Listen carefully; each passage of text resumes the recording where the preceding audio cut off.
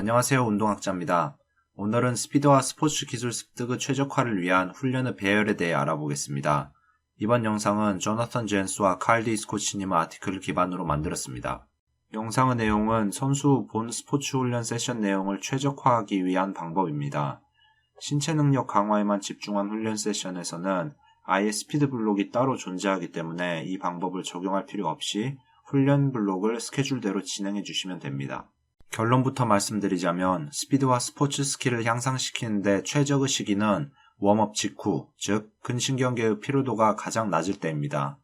신체와 정신의 피로가 쌓인 상태에서는 심리적 그리고 생리학적인 이유 때문에 새로운 기술을 습득하고 스피드를 향상시키기에 불리합니다. 선수들이 이전 훈련 또는 경기를 마치고 충분한 휴식을 취한 상태일 때 복잡한 스포츠 스킬을 더 빠르고 정확하게 습득하고 고부하 스피드 훈련으로 발생하는 높은 수준의 스트레스를 견딜 수 있게 돼서 스피드와 스킬의 실질적 향상이 일어나는 걸 관찰할 수 있었다고 합니다.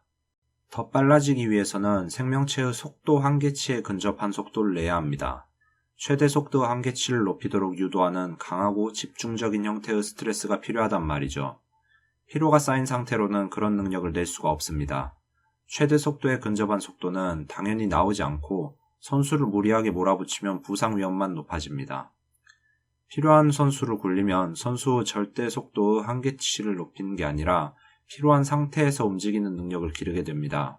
그리고 이게 반복되면 스피드의 최대치가 감소하여 도리어 더 느려지고 최고 이하의 속도를 오래 낼 수 있는 형태로 신체가 적응합니다. 흔히 이야기하는 체력 훈련이 되어버린다는 거죠. 훈련을 실시하는 개인은 주어진 시간 내에 최대 노력으로 최대 속도를 내려 해야 합니다.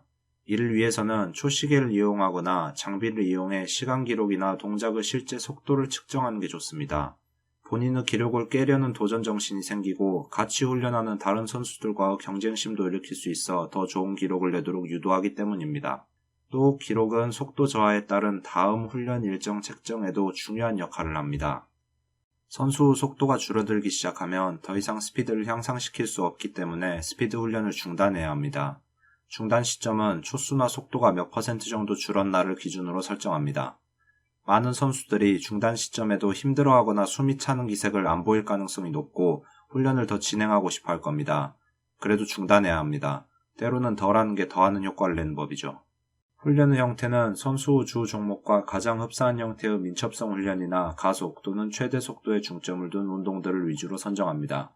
예를 들어보자면 가속의 경우 전력 질주 처음 5스텝이나 급격한 방향 전환 훈련 등이 있고 달리기의 경우 가속 구간보다 최대 속도 구간을 훈련시키고 싶으시다면 플라잉 테니스, 60s 같은 훈련을 사용해 주시면 됩니다. 플라잉 훈련은 일정 거리 동안은 조깅으로 가속을 붙여주고 특정 거리에 도달하면 전력 질주를 일정 거리 동안 하는 훈련입니다. 가속 구간에서 에너지 소모를 줄이고 최대 속도 구간에만 집중해주는 훈련이죠.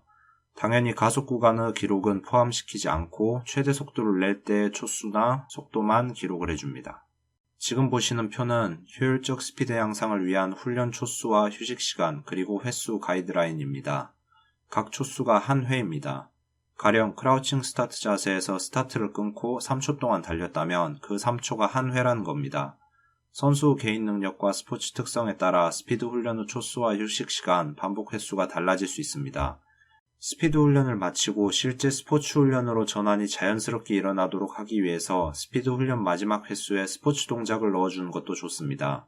예를 들어 농구의 경우 마지막 횟수에서 패스를 받고 점프샷을 하라고 추가적으로 주문하는 겁니다. 공이나 스틱 같은 장비를 사용해버리면 최대 속도가 줄어들어 버리기 때문에 본 훈련을 실시할 때만 장비를 사용하는 게 이상적입니다. 장비를 사용하고 있는 상태에서 스피드를 기르는 건 스포츠 훈련의 역할이죠.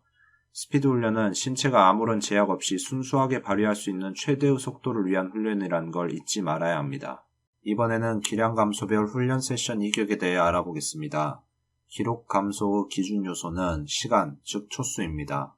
3% 기량 감소까지 훈련을 실시했을 경우 24시간 정도 휴식을 취해야만 스피드 훈련을 최적의 상태에서 진행할 수 있고 4에서 5%의 기량 감소까지 훈련을 실시했을 경우 48시간 정도의 휴식이 필요하며 6에서 7% 감소까지 훈련을 실시했을 경우 72시간 정도의 휴식이 필요합니다. 예를 들어 5초가 걸리는 훈련을 실시하여 5% 기록 감소 수치인 5.25초가 나올 때까지 훈련을 진행했다면 48시간 이후에 스피드 훈련을 다시 실시해 주는 것이 완전 회복이 이루어진 이상적 상태에서 훈련을 재개할 수 있다는 뜻입니다. 기술은 근신경적 숙달의 외부적 표출입니다. 피로가 없는 상태에서는 필요한 기술을 손쉽게 구사할 수 있지만 피로가 쌓여 근골격계와 신경계의 기능이 저하되면 같은 기술도 훨씬 힘들게 구사하고 그 기술의 정확성도 떨어집니다. 칼코치님이 훈련시키셨던 세계 선수권이나 올림픽에 출전하는 선수들조차 피로가 쌓인 상태에서는 기술을 제대로 펴지 못했다는데 그 수준에 못 미치는 선수들은 말할 것도 없죠. 기존의 기술을 구사하는데도 어려움을 겪는 마당에 새로운 기술을 습득한다는 건 더 힘들 겁니다. 피로 때문에 신체가 효율적으로 작동을 하지 못하는 상태에서 기술을 어쩔 수 없이 익히게 되면 신체는 피로하지 않을 때와 다르게 운용되기 때문에 효율적 동작 패턴을 익힐 수 없을 뿐더러 도리어 잘못된 방식으로 움직이는 법을 익히게 될 수 있습니다. 그렇기에 기술 습득과 향상을 위한 훈련 역시 웜업 직후가 가장 좋습니다. 스피드 훈련과 요일별로 번갈아가며 진행도 가능하지만 일정이나 시간이 제한된다면 혹은 커리어 정점에 더 빠르게 도달하려 한다면 동시에 적용도 가능합니다. 앞서 소개드린 스피드 훈련 가이드라인의 휴식 시간이 상당히 길다는 걸 느끼셨을 겁니다. 그 휴식 시간에 스킬 훈련을 넣어주는 겁니다. 선수가 가만히 앉아서 휴식만 취하는 것보다 시간을 효율적으로 사용할 수 있죠. 농구를 예로 들어보겠습니다. 3초 스피드 훈련을 진행하고 휴식을 60초로 잡는다면 60초의 휴식 시간 동안 볼 핸들링이나 슈팅 등의 스킬을 집중적으로 훈련시켜주는 겁니다. 스피드 훈련의 기록이 줄어들기 시작하면서 선수들이 공을 놓치거나 슛의 정확도가 많이 떨어지면 다음 훈련으로 넘어가야 한다는 신호겠죠? 살펴본 내용들을 실제 훈련 계획에 적용한 예를 보여드리겠습니다. 먼저 다이나믹 웜업을 가장 먼저 해줍니다. 이후 이전의 가이드라인에 따른 스피드와 기술 훈련을 8에서 12분 정도 진행해줍니다. 훈련 방식은 선수의 주 종목과 개인의 특성을 잘 파악해 선정해줘야 합니다. 또 같은 방식의 드릴을 특정 기간 이상 사용하면 능력 향상의 효율이 떨어지는 걸 관찰할 수 있는데 그럴 때는 훈련의 방식을 바꿔 투자 시간 대비 능력 향상이 떨어지지 않게 유지해줘야 합니다. 스피드와 기술 훈련을 종료해야 하는 시점이 오면 본 스포츠 훈련으로 들어가도록 합니다. 팀 스포츠의 경우 인원이 많기 때문에 스피드와 스킬 훈련을 그룹화시켜 운영하는 것이 좋습니다. 스피드, 스킬별로 그룹을 나누어 각각의 선수가 자신에게 알맞은 훈련을 진행할 수 있도록 해줘야 합니다. 각 항목에서 좀 더 뛰어난 선수들과 일반적인 선수들을 나누어 소그룹을 만들고 능력에 맞춰 A 혹은 B 소그룹에 넣어 필요한 능력을 알맞은 수준에서 키울 수 있게 해줘야 됩니다. 가령 신체 능력은 뛰어난데 스킬이 떨어지는 선수가 있다면 스피드 훈련은 A그룹에 들어가서 실시하고 쉬는 동안 스킬 훈련은 B그룹에 들어가서 훈련할 수 있도록 해주는 거죠. 스피드와 스킬 훈련 그리고 작업 능력 훈련의 차이를 다시 한번 강조하려 합니다. 전자는 신체의 기능이 가장 잘 발휘될 수 있는 타이밍에 능력을 발휘해줘야만 발달이 되고 후자는 특정한 상황 하에서 반복적으로 오랫동안 특정 능력을 발휘하면 발달됩니다. 훈련을 실시하는 선수들이 전자와 후자의 차이를 몸으로 크게 느낄 겁니다. 작업 능력 훈련이 일반적이기에 이 느낌을 모르는 선수는 없을 건데요. 근육통이 오고 숨을 쉬기가 힘들어지며 정신적 피로가 쌓이는 현상이 나타납니다. 반대로 스피드 훈련은 이런 현상이 일어나지 않으며 선수들도 지치는 느낌이 들지 않기 때문에 더 할 수 있다고 주장할 겁니다.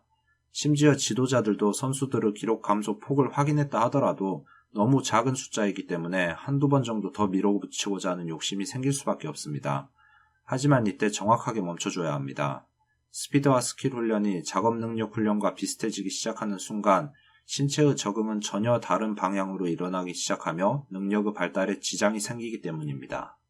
아티클의 인용구를 마지막으로 영상을 마치겠습니다. 스피드와 스킬의 향상은 선수가 최고의 근신경적 생리학적 효율을 낼 수 있을 때만 일어난다는 사실을 잊지 말아야 한다. 생기가 가득하고 빠르게 움직일 수 있는 상태여야만 원하는 결과를 얻을 수 있다. 영상에 대한 질문이나 훈련 문의, 후원은 고정 댓글의 페이트리언 페이지를 확인해 주시기 바랍니다. 감사합니다.